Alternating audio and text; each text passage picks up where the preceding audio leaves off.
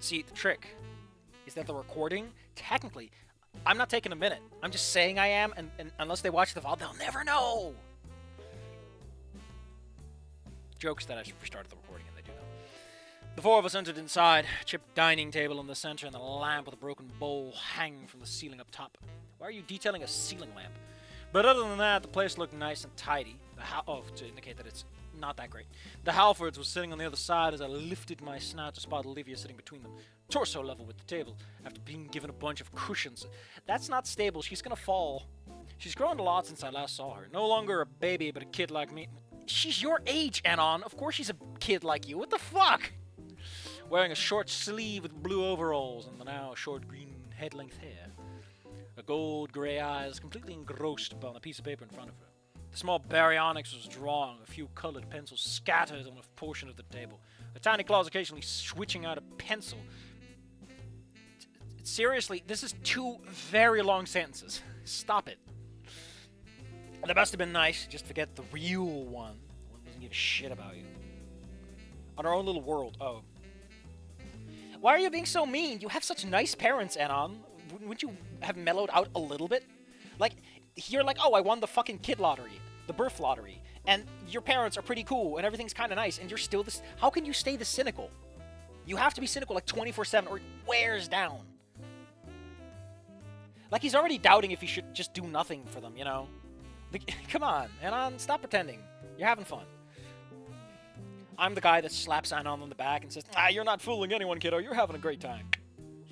We greeted the Halfords and exchanged pleasantries, Mr. Halford marveling at how much I had grown since he had last seen me, while Mrs. Halford lightly and gently pinched my cheek. Okay, so, don't include that many grunts. I mean, the problem I have, if anything, is that these sentences are way too big. They are hard to read, and often they fuck around with perspective and flow in funny ways. They're not good sentences, is my problem. Like, it works, you know, there's Red Meridian, which is like, fuck you, who needs punctuation? I feel a few more commas and semicolons would have helped a lot already. Finally, we sat down, except for Olivia, who remained seated to continue drawing, Frank digging through a box for some random musical instrument. Mrs. Albert looked at Olivia, smiling, and said, Olivia? Olivia, look... Listen, at some point, you can just start using pronouns, buddy. Looked up, eyes half lidded with suspicions, as if already knowing what her parents are going to ask, and decided that she wasn't going to like it. Why don't you show them what you're trying to... Olivia suddenly clutched the paper against her chest, vigorously shaking her head, rustling her hair. Swoosh, swoosh. No, she yelled, an angry frown on her snout and face. Well, that answered that.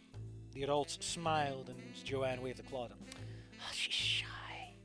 Yeah, and stubborn, too. Edward smiled, looking at Mr. Halford. Just like Pop. The male baryonyx laughed out, his snout, again with the snouts, curling into a grin. You could call them other things. Call them muzzles. Call them mouths. Call them noises. Come on. Snout is like the clumsy word for me. I don't use it very much. It sounds clumsy. It doesn't have as much flow. Snoot. Because it forces your mouth open. Snout is also fairly wide. But then it has that sn, which is a bit more closed, and it goes ah. Unlike snoot. Snoot. You can keep the oot out. One flows better for me than the other. The murderous glance of Mrs. Halford seemed to remind her husband to watch his language around his kids, even though I already knew what he was about to say. Gay sex? Good observation there, Ed. Olivia seemed to suspiciously regard the adults around her, trying to suss out any ill intent before stopping to scan me for a moment. The only other kid in the room. My kid with the snouts. So, Nasher. Oh, that's a great one. Nasher. So, there's another problem that I have with this a little bit. I kind of like that Olivia seems to be scrutinizing, but I forgot what I was upset about. Not very smart sometimes, you know.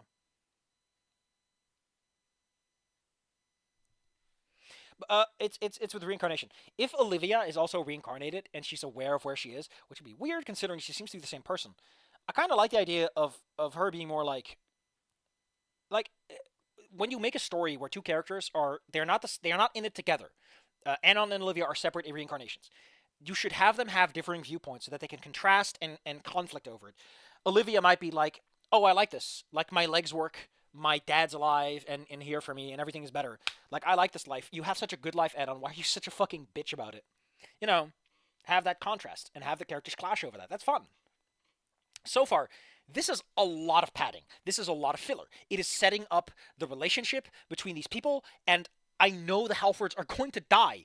Why are you spending this much time setting them up? Have one scene where the Halfords are these adorable parents and Olivia's such a good little girl, and then you fucking kill them. You are taking too long to say something extremely simple. Like, you start so strong with Anon's a baby now, and then you take forever to just pull the axe and chop some heads. Come on. Keep the story flowing. We don't need this background detail. Get to the part where Anon starts actually doing shit. Olivia seemed to suspiciously regard adults around her, trying to suss out any ill intent before stopping to scan me for a moment. The only other kid in the room. My snout was shut as I stared back, a second passing before she finally seemed to release her frown, turning back to a paper to draw upon it. Definite sign of a future introvert making. You know, as opposed to the current and present people in. What the fuck are you saying? Future things are inherently in the making, Anon. Jesus. Not that I would be any better. I mean, you literally aren't. Like, Naomi had to fucking grab you by the neck. I found it, Frank exclaimed. Here, and I got something for you. I turned my head and freeze up. It's a tiny acoustic guitar meant for the claws of a kid. The wood slightly scratched, but otherwise as Frank's smile. But otherwise as fan as Frank's. First off, just put a period here. This is a sentence. Make it a sentence. Stop going on. The wood slightly scratched, but it is otherwise fine as Frank's smile. Why are you including this? The edges of his beak tilted. Like, include a linking word. This doesn't feel like it works as one big sentence. Because first it establishes what the guitar is. Then it describes the quality of the guitar. And then for some reason it goes to Frank. Like, this works. But, I don't know, it just... Like, I get it, right? You want sentences to be big and look adult and important. But big sentences are just confusing. You can have short sentences as an adult, okay? Look at all these short sentences. Fragments, more than anything. Why am I such a critic? Why am I such a jackass? These people are writing for the fun of it. They are not doing this for money. They are not getting paid. They're just having a good old time doing what they want to do. And I'm being a jerk. Too bad I can't stop. Found them on the side of the street the other day. You want to try plucking a few strings, Anon? No. No, I didn't. Why not don't? Why not don't? You just use... No, I don't. But any word I was going to say got stuck in my throat. Oh, that's why it didn't. Actually, didn't make sense in that context. Actually, both work. But again, don't write sentences. Try to avoid having too many sentences that rely on future sentences to make sense. Because it just fucks up your flow. People should not have to reread again, Snout. But anyway, what I was going to say gets stuck in my throat. Snout shut tight as my parents answered for me. Well, of course, just have him try it. Joanne excitedly says, looking at me. See if you can use it, dear. Alert. Alert. Okay. And what alert? The only alert we get in Snoot game is that Anon is uncomfortable around girls. Because, you know, he's an incel who has created this mental idea that women are weird alien species that must be battled to romance. But spaghetti alert, apparently doesn't mean, like, you're ween. But it can also just mean that you're socially awkward. And I know that, like, playing a musical instrument is awkward, but you've been a kid for a while, you've probably fucked around a bit. Like, shouldn't Anon be like, you know, I'm a fucking kid, and they love it when I do goofy shit, why not, you know, just hit the strings. I don't know, it feels like Anon didn't experience 4 years of time. Like, again, stories are about change, and so little is happening, and so little is changing. You've set a baseline. Hit it with a hammer. Hit it with a hammer. Anon's baseline has been fucked up, but everyone around him, this cast of 8 people, fuck him up already. Jesus, just come on. You can't start that strong and then slow down, hitting the brakes. Don't worry, they're not going to hit the brakes soon, but it takes too long to get there. This is too much lead up. And yet I wasn't given no reason as to why. You know, why is there no period here? This is a period. This is not a comma. This is literally a period.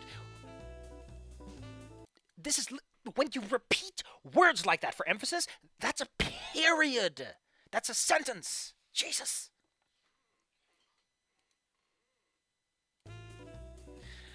I was not given a reason as to why.